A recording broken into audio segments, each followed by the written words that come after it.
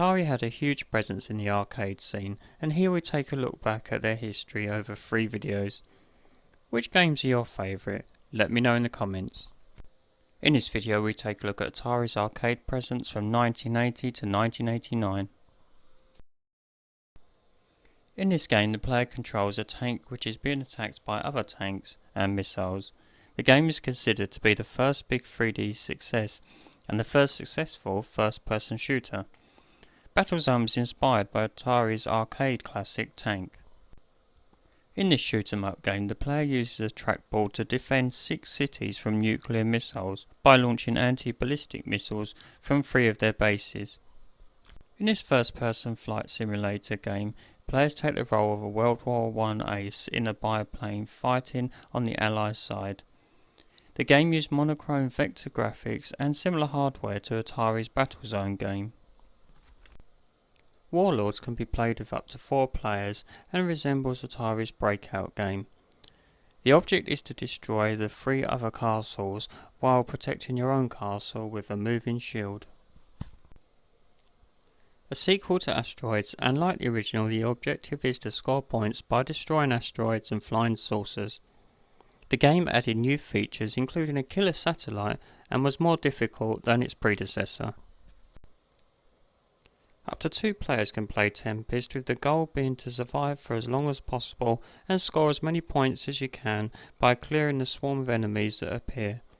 The game is noted for being one of the first video games with a progressive level design. The objective in this popular game is to shoot all of the segments of a centipede that winds down the playing field, with the player controlling a small insect-like bug blaster. Centipede was noted for being one of the very first coin-operated arcade games to have a significant female base.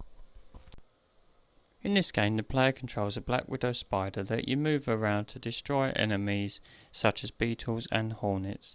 The game is controlled using 2 joysticks. Space Duel is a direct descendant to Atari's hit game Asteroids. In the game the player uses 5 buttons to control the ship and fire at objects. Once all objects on screen have been eliminated, the level is complete. In this game the player controls a small blue spacecraft, which it uses to explore several different planets in the fictional solar system. The working title for this game was Lunar Battle. This game is different to many others in the sense that the player destroys cities from space, as opposed to the other way around. The game has often been described as the opposite to Missile Command. The game is based on the Atari Force comic book series that was published by DC Comics. A fixed shooter game and the sequel to 1981's Centipede game. This game has more variety of gameplay and a wider variety of insects compared to the original. This time the player takes control of an elf called the Archer, as opposed to the bug blaster from Centipede. Like the name suggests, the premise of this game is loosely based on quantum physics, where the player must direct a probe to encircle atomic particles without touching other particles to score points. In this game the player controls Bentley Bear, who has to collect gems that are located throughout different castles whilst avoiding enemies who are also after the gems. Crystal Castles is one of the first action arcade games to feature an ending. In this food-themed game, the player controls Charlie Chuck, who is trying to eat an ice cream cone before it melts, whilst trying to avoid 4 chefs who are trying to stop him. There are various food items scattered throughout, which can be used by the player and the chefs to throw at each other. This game consists of a series of smaller games that are played in succession, with games including a fixed shooter and platform sections. The player controls Major X Havoc. A first-person shooter which uses voice samples from the 1977 Star Wars film. In the game, the player takes on the role of Luke Skywalker, piloting an X-Wing fighter, who has to destroy TIE fighters and survive for a certain length of time to progress through the game. The game was a tie-in to the 1984 film of the same name. The game is a multi-directional shooter and features single and multiplayer modes. Another game based on a film, this one being based on the 1982 Clint Eastwood film of the same name. The game is a single-player shoot-'em-up game that uses laserdisc technology. In this game, the player controls a servant robot that has become self-aware and decides to rebel against Big Brother. The robot must destroy the giant eye of Big Brother in order to advance from level to level. In this platform game, the player must guide a marble through 6 courses littered with obstacles and enemies within a time limit. Marble Madness was a commercial success in arcades, and a sequel was planned for release in 1991 but was later cancelled. This game is a follow-up to 1984's Star Wars game. This time the game uses raster graphics as opposed to vector graphics previously. The player takes control of 3 different vehicles in stages that are based upon the Return of the Jedi film. The game was included as an unlockable extra on Star Wars Rogue Squadron 3 Rebel Strike game on the GameCube. The player takes on the role of Luke Skywalker in a set of battle sequences flying a Rebel snowspeeder. The game was single player and didn't gain as much attention as their previous Star Wars game. In this fantasy-themed game, the player's objective is to find and touch the designated exit in each level of a maze. Special items can be found in each level that can increase players' health, gain extra points and unlock doors. The game was originally called Dungeons. In this action game, players take on the role of a paperboy who delivers a fictional newspaper, the Daily Sun, along a street on his bike. Points are scored for each paper successfully delivered. A platforming game where the player controls Peter, a pack rat who must gather objects and take them to the starting point in order to complete each level. The game features 4 difficulty levels, with points being awarded based on the amount of time remaining when all items are collected and the number of enemies stunned. A game based on the Roadrunner cartoon. Players control Roadrunner, who is being chased by a Wile E. Coyote. To escape, Roadrunner runs to the left while avoiding Wile E. Coyote. Players must also pick up birdseeds, avoid certain objects and tools that Coyote will use to try to capture Roadrunner. In this racing game, up to 3 players can drive Formula 1 cars on a circuit that is viewed from an above perspective. Cars can be customised by collecting wrenches that are scattered on the track that can be exchanged to improve their acceleration or top speed. This game is almost identical to Super Sprint, with the main differences being that it was 2 players instead of 3 and had different tracks. The sequel to the first Gauntlet game, which could be played up to 4 players simultaneously. More variety was added in this game, including all walls are invisible and magic walls that changed into items or monsters when hit. In 1997, Electronic Gaming Monthly listed Gauntlet 2 as the 3rd best arcade game of all time. This game sees the player take on the role of Officer Bob, a police officer who drives around the city giving tickets to motorists and pulling over offenders.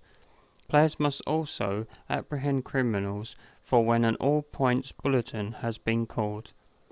The game enjoyed moderate success on release. In this game, players aim to complete 50 rallies without running out of fuel. The player's car has a cannon attached that can be used to destroy enemy vehicles. Power-up items can be collected from time to time that are dropped from a helicopter. The game is single player. In this third-person shoot-'em-up, up to 2 players control Major Rock Hardy and Captain Ace Gunn, who must travel through a maze and fight a series of robots known as the XY bots. Power-ups can be purchased from shops to help players along the way. The game was well received upon release. Cyberball is a sports game based on 7-man American football and has single and multiplayer modes. The game uses an explosive ball system where the ball progresses from cool to warm, hot or critical as the ball is being played with. The ball can only be diffused to cool by crossing the 50-yard line or if it changes possession. This game is based on the recreational sport of tubing. In the game, the player competes in a river race against a computer opponent or another player. There are power-ups in the game, and points can be earned by carrying out certain tasks, such as collecting hidden letters. In this game, the player controls a tank which is constantly using fuel and must navigate through levels encountering enemies and obstacles along the way. During gameplay, power-ups can be found, such as tank fuel and weapons. In each level, a key needs to be found to open a door at the top of the level. The game features different levels of difficulty, which is selected by the player at the beginning of the game. This is a sequel to the first game and is almost identical, with the only differences being that the in-game voices were altered and several tank upgrades were added. This game takes place in the aftermath of a nuclear war. Players race around wastelands that contain many hazards. The game is similar to Atari's Super Sprint and Champion Sprint games, with a change of theme and vehicular combat added. In this sequel to Cyberball, the gameplay has been improved, such as refined player movements and a setting changing to the year 2072. In this multi-directional shooter game, players must rescue Dr. Sarah Balloon from Planet X, where her research lab has been taken over by reptilians. Players must shoot their way through a series of maze-like levels, played from an isometric perspective. The game is said to be styled after campy science fiction B-movies of the 1950s. In this driving game, players are invited to test drive a sports car on courses that are designed for stunts and speed. The game can be played with up to 2 players, and was the second released arcade game to use 3D polygons after Namco's Winning Run game that was released 2 months earlier. In this game, the player pilots a futuristic vehicle through various tunnels and courses with changing environments, enemies and hazards. STUN stands for Spread Tunnel Underground Network. In this beat-em-up game that can be played by 1 or 2 players, you play as One Eye and Red Dog, who are pirates on an adventure to find a wizard who kidnapped their princess. Different weapons and treasure can be located in each level. To complete each level, the player must defeat 15 enemies and a level boss. Hope you enjoyed that look back at Atari's arcade presence in the 1980s. In the next part, we will take a look at Atari's reign in the 1990s. If you enjoyed the video, please give it a like and subscribe and ring the bell so you'll be notified for part 3, as well as other upcoming videos. Thanks for watching.